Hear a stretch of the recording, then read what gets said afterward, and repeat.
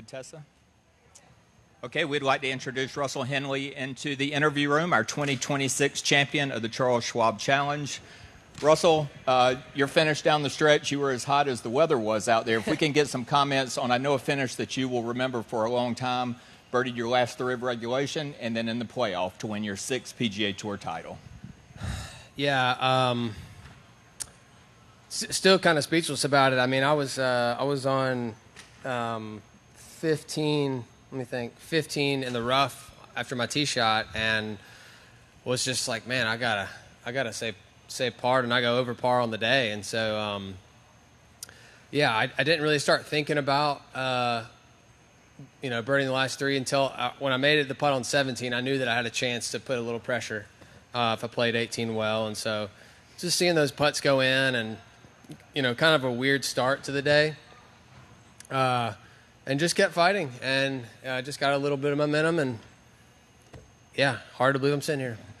How much does it mean to you to win also here at Colonial Country Club? I know a club that means a lot to you. Yeah, a lot of history here, and just cool to kind of walk the grounds and learn, all about, Ben Hogan and the history of the game. And I've seen so many awesome tournament finishes here, and so to be part of that tournament history is really cool. All right, we'll open it up to questions. You will raise your hand. We'll get a microphone to you. Okay, over here. Yeah, right. Lawrence now, 4-Star Telegram. Can you talk about how after you birdied the 3 holes, kind of have that break before the playoffs, how you kind of regained composure and kept focus when you were really like at your hottest? Yeah, I was still kind of running on pure adrenaline at that moment, and I was glad I got to go hit a few balls off one tee while I was waiting, just to kind of swing my arms a little bit and just kind of try to get into a little bit of a rhythm, because I was very excited. So that was huge for me, and then just continued on into the last hole, and crazy finish. I'm over the moon. All right, over here on the left, Stephen.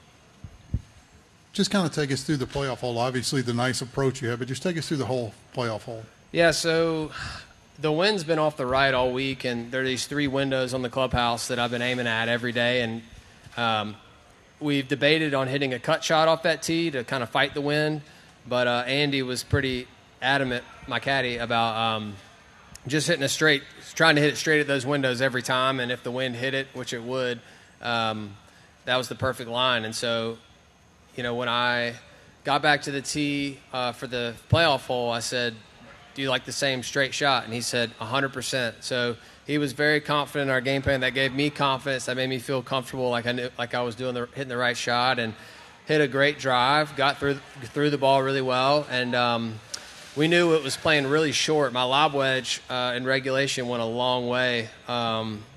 And so we played, I had 135, I think, hole, if I'm remembering right, and I hit a shot feeling like it was 115, kind of like ball above my feet, down off the right, knew it was going to take a bounce out, and so we were playing, a yardage that was 20 yards short because it was so hot and the ball was going. So just all of it worked out. I feel like I executed both those shots perfectly, and then was able to, hit a decent putt under those circumstances. I was very nervous and just tried to stick to my same routine that I always do on every putt and commit to my line.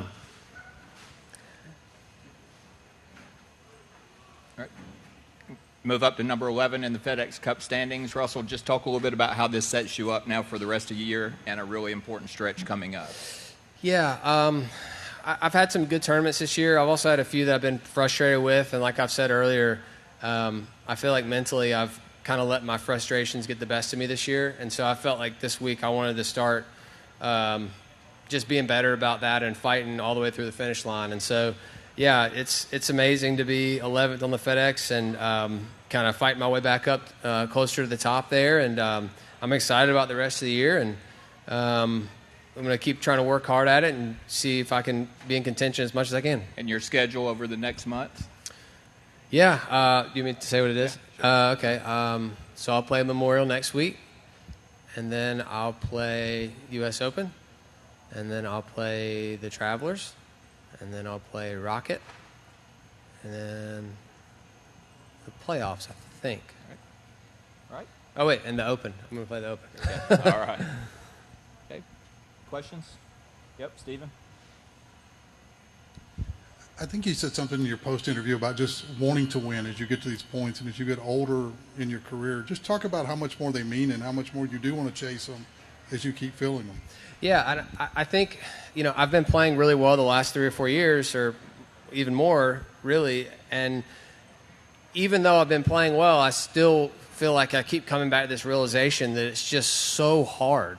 And so to win out here and to play consistently well, it takes everything out of me. I mean, I feel like mentally I can't take one shot off. I can't take a practice day off. I need to be locked in every part of my game, and just it just has to be 100% every day. And it's just the older I've gotten, the more I realize how much work it takes, how hard it is, and I've also, the longer I play, the more bad shots I hit too. And so you kind of have those in the back of your mind too. I mean, of like, man, I don't want to do that again. And so there's just the mental grind of it as well. And so just each time I've gotten over the finish line and gotten a win, it's just very special for, just because I realize each time it's just very difficult. All right, back over to Lawrence. And you had your kids there with you at the end. What did it mean to share this victory with your family?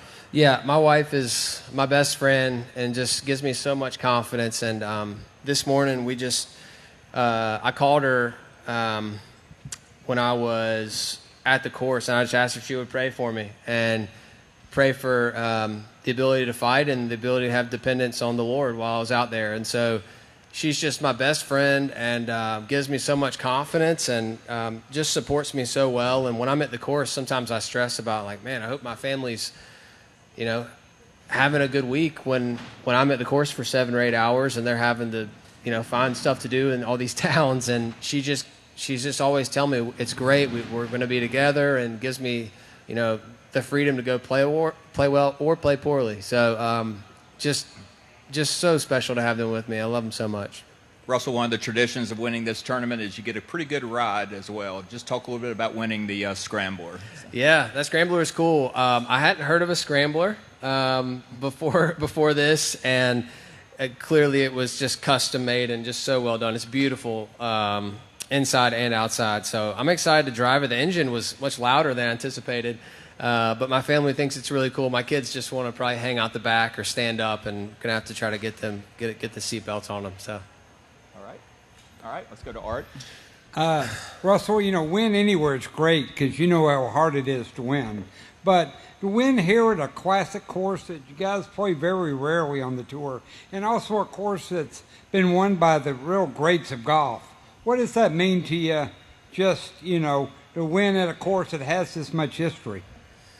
Yeah, it's such a unique course. I mean, it really takes ball striking to a different...